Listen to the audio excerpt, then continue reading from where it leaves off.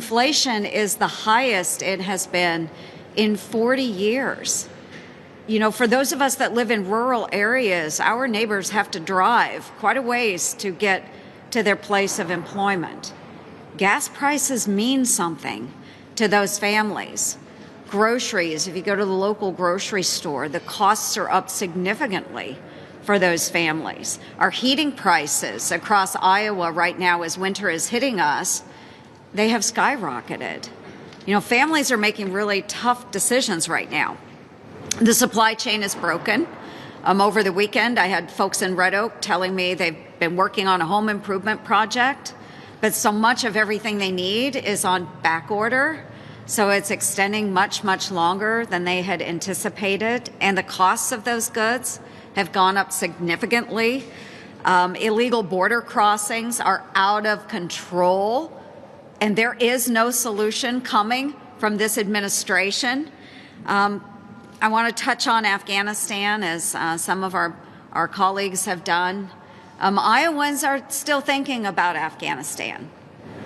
One of the young men that was killed in those final days grew up in my home community in Red Oak, Iowa.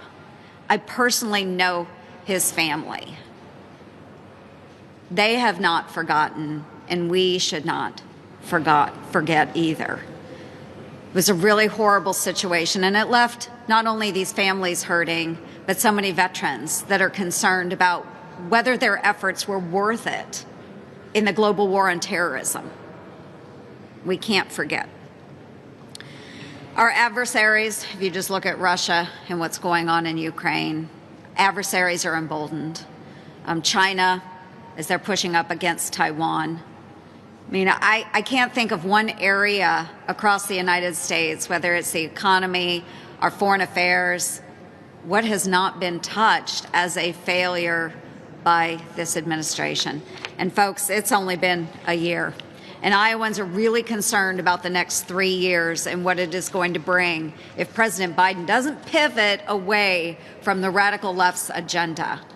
We can't take much more of this, folks. My folks back home are upset.